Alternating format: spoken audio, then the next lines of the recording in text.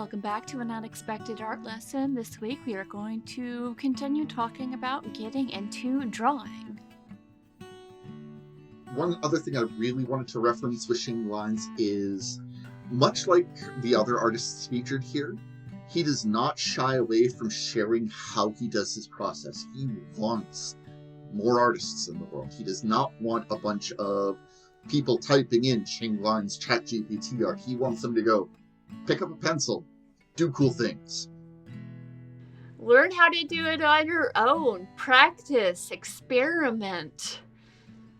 Find all the YouTube tutorials. You can even pull up someone whose style you like and kind of practice mimicking it and then turn it into your own. Art is to be enjoyed both in the finished product and in the creation of it. Don't let people take that away from you. Exactly. Don't shy away to reference artists that inspire you. If you see an artist out there that, hey, I really like how they do their poses, or, you know what? The fact is that, this artist references how, the old school cartoons look. I like that. Figure out what they enjoy and learn from it. Take those pieces and add it to your own respective style. And instead of always trying to feel that you need to have a perfect style or you need this or that, half the fun of being an artist is the journey, not the end result. Exactly. Eventually you'll get to the point where the end result is at least comparable to what you had in your head, which is really exciting, because getting what you had in your head on paper is difficult. Agreed. So yeah, that's the big lesson, is learn, practice, repeat. Moving on to Lori Ann Art. She is a fine art painter offering fine art giggly prints of her original paintings on beautiful flat, unstretched matte canvases. She moved to Arizona in 2014 and instantly fell in love with the landscape. Having been there a couple of times, I can absolutely see why, especially when you're in the middle of nowhere. It's beautiful. Just seeing the wide stretches of rolling sands with bits and pieces of shrubbery everywhere, and you have mountains in the distance, red rock formations.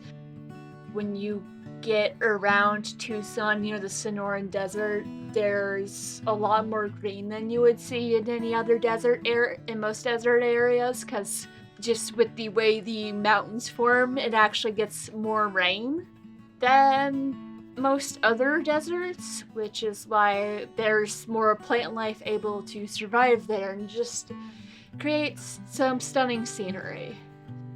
And that has been an inspiration for her work, and I have some of her art pulled up, and it's just the softness of the shapes and the way the colors layer on top of each other. It's beautiful.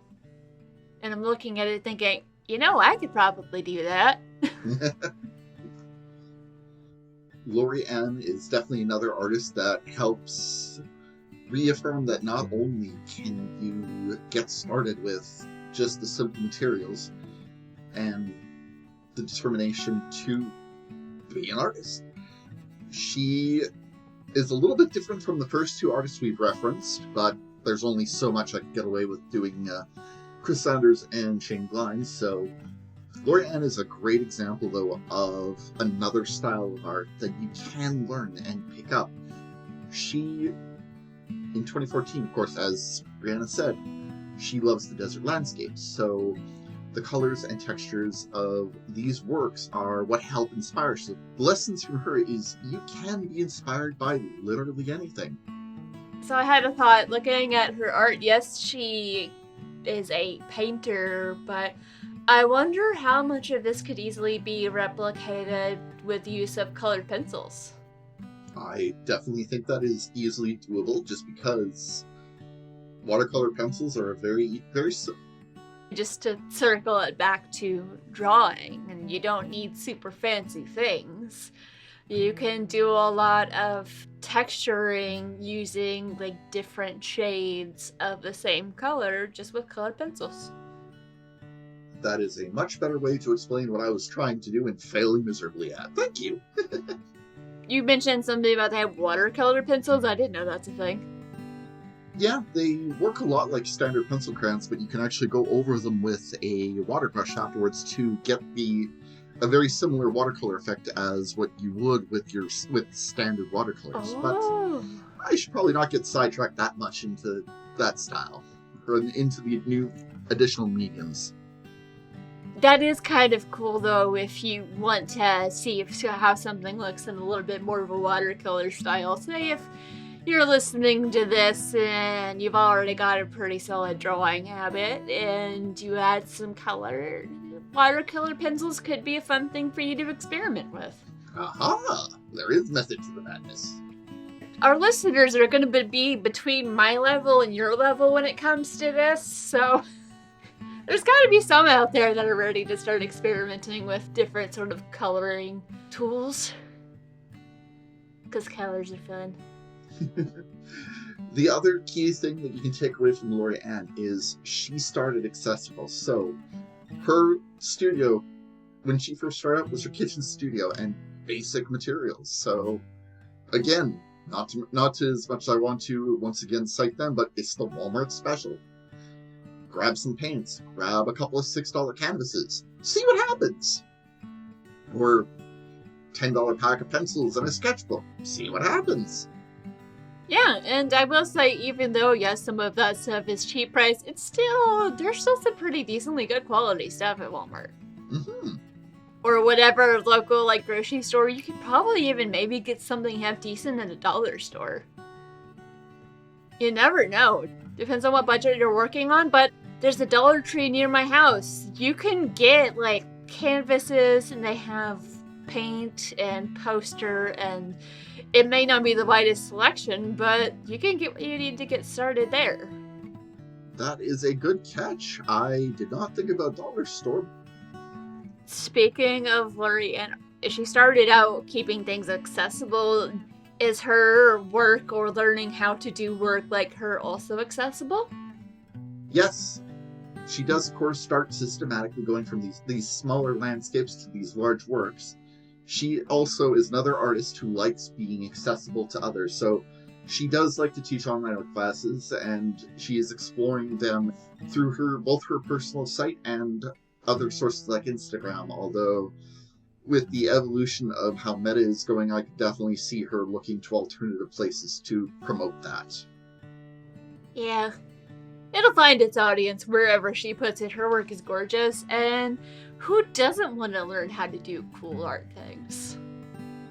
Exactly, and she, much like the first two artists we've referenced, strives to ensure that anyone can do art. She does a lot of beautiful process pieces. She talks about what goes into her work. She likes to make herself available.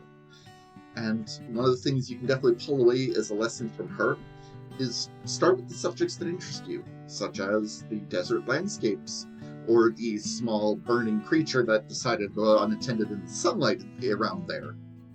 Or dragons. Or dragons, exactly. The takeaway is that you do not need perfect materials or anything more than, I like dragons, or I like deserts, or I like small furry blue creatures. That's your start. Draw what you love. And don't be afraid to share your work as you go. Exactly. You'll find other like-minded artists who like to draw deserts, small furry blue creatures, or dragons. And voila! You have your people. Yeah, and you never know when you're sharing of random little doodles that you do on napkins and on note cards. Showing your story and your process and the fact that you're doing this and here's what it looks like, you'll inspire other people. And you never know when someone's gonna need that kind of inspiration, even if it's as simple as you drew a little sunflower and someone's having a bad day and they see the little sunflower you drew. And they're like, hey, that's nice. Art saves. Art's great. Also, I do have a bunch of random little fake sunflowers, which is why that's where my brain went. So the next artist is Kim Jung-ji, who, looking at some of his pictures, I just, once again, just Google images for Kim Jung-ji art. A lot of very detailed drawings where there's a lot going on, multiple characters, completely filling in a setting with shading to add like layers and depth to it. Looking at the pensive reverie, there's a lot going on there, and some of his art, it actually makes me think of Blue. With some of the art that Blue did, specifically thinking back to Occupy Mordor. Yeah, I love that piece. I mean, the way he goes into the detail in his particular style is different, but just the black and white reminds me of that. Also reminds me of certain mangas that I've seen, where they have incredibly detailed black and white drawing with shading, cross-hatching. Can't imagine how long it would have taken to get all of those lines in place, and also to have it so it doesn't all just kind of mesh together in a gray blob. Yeah, his control over a brush pen is phenomenal. Impressive and inspiring. So a lot of his talent comes from obsessive observation. He draws everything everywhere, and he draws and redraws and redraws. Whether he was trying to like improve or hone his craft, or because it just made him happy to keep drawing the same thing over and over again, that's where he got to where he can do these very controlled, intensive drawings and have them both make sense and be a little overwhelming in all of their details. And I mean that in a good way. I believe in his interviews that he's done, he stated that when he was in the Korean Army for 2 years, he would draw things in his mind to remember all the objects and situations he had seen, because he probably wasn't able to like actually physically draw certain things because security reasons. But he didn't let go of his art. He kept going and he kept drawing even when he didn't do it on paper. And I can only imagine that when he was finally able to draw some of those things on paper, it might have looked like he got it perfect the first time, but that's because they didn't know about the first 16,000 times that he drew it in his head. That is the perfect way to say it. And again, folks, if a dude who was in the Korean Army took time to draw, so can you. It doesn't even have to be a complex drawing. You can just draw a little guy. You can just draw a little blob with legs. Just draw a little guy, and congratulations, you now have a friend. Send him on an adventure. This is someone who was genuinely obsessed with his drawings, which could have just been a natural inclination coupled with the fact that being in the army is not an easy thing, and art was probably his safe space, something that he could rely on, he can control. Just something that could just be his. He does sketchbook tours, and if you listen to his interviews, it's clear that he spent a lot of time working on his craft. And he probably drew everywhere, including business meetings, and maybe even when he was like in the bathroom. Does he have any cool learning resources out there that our listeners should know about? He in fact does. So when looking at a lot of his art, he does have these figures drawn in these just amazing perspectives, like Assassin's Creed level interesting characters of Airborne. So he does actually do a course of that as well, which we will make sure there's a link to in either the Instagram or the Blue Sky. It is called How to Draw Figures in Perspective. Which is something you can learn from and iterate from and try new things. Just keep drawing. Study things. If you're struggling with trying to figure out how to draw something, look closer. Find the way to approach it. that works for you. And just learn and build visual memory of, like, remember how you best go about drawing certain things, or like the way things are shaped, or the way the line moves in an object that you're looking at that you're attempting to draw. What did that look like? And just practice until you can get what it looked like on paper. And don't be afraid to fail. Absolutely don't be afraid to fail. Because it's really fun to look back at your bad drawings and be like, oh wow, I've come really far, because, oh boy. And there's also the added feeling of, I never thought that I could do this, but look what I did. And that is one of the coolest rewards anyone can get out of their art, is to make a piece and go, I rocked that.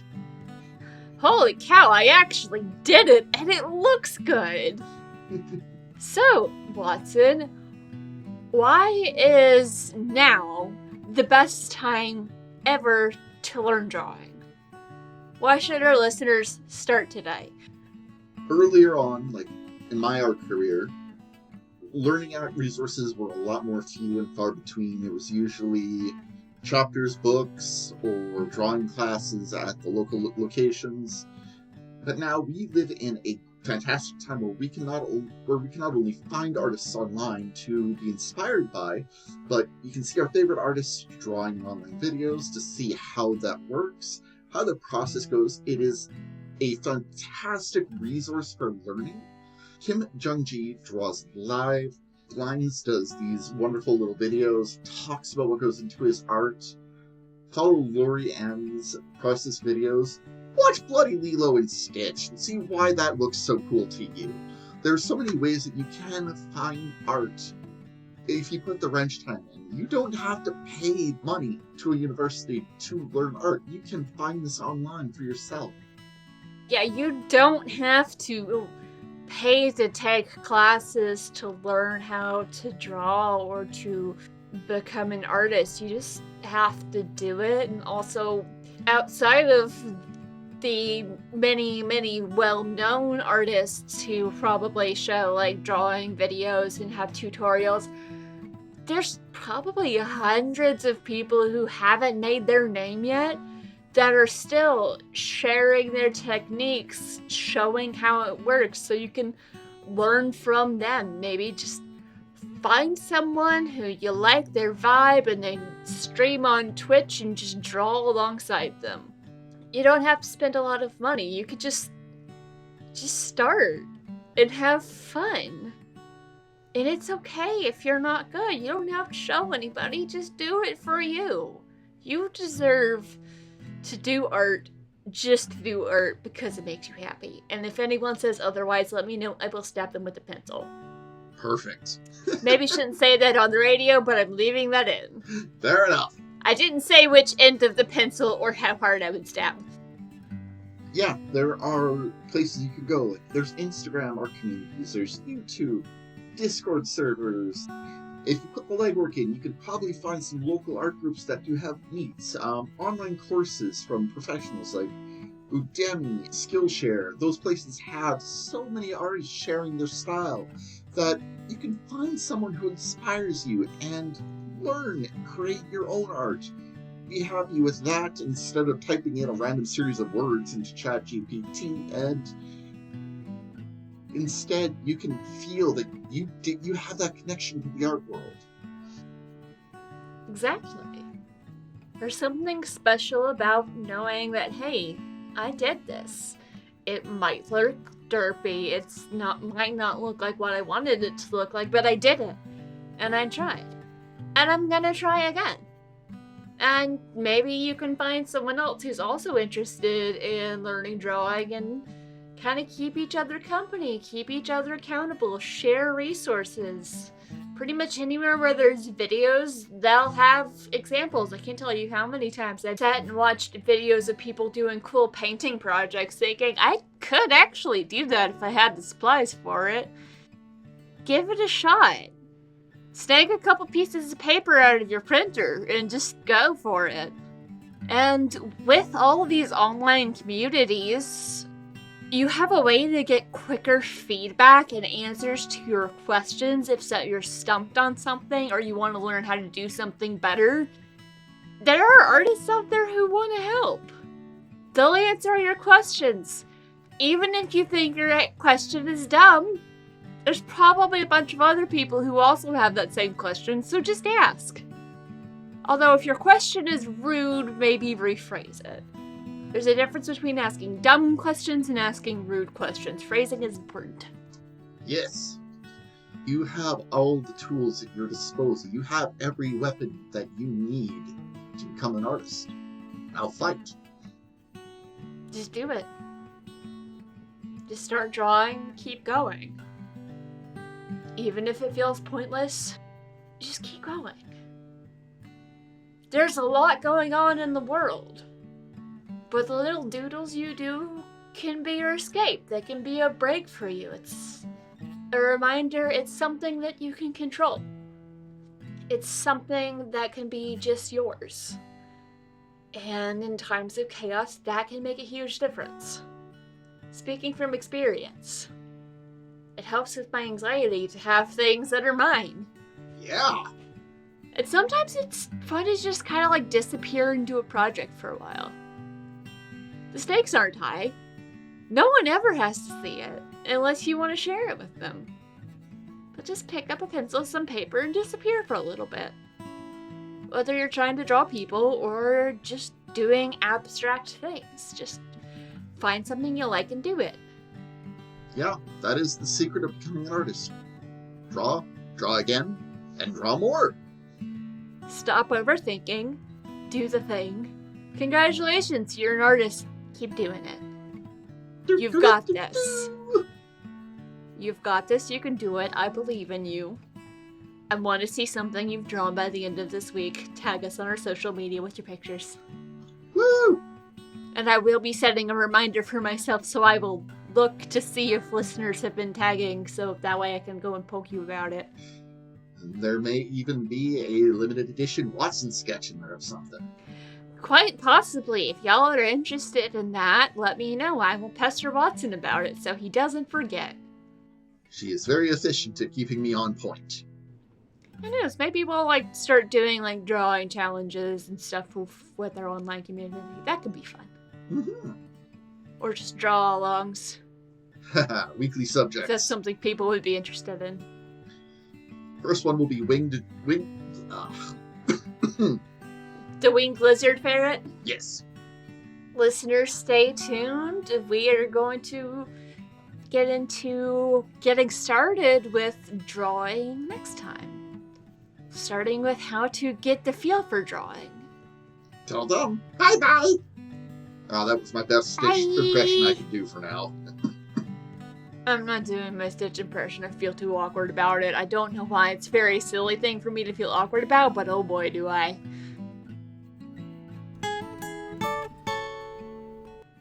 Thank you for listening to An Unexpected Art Lesson, the show where we talk about everything you didn't know about art. Stay tuned next week for further discussion of the truth about drawing and how to get started on your journey as an artist.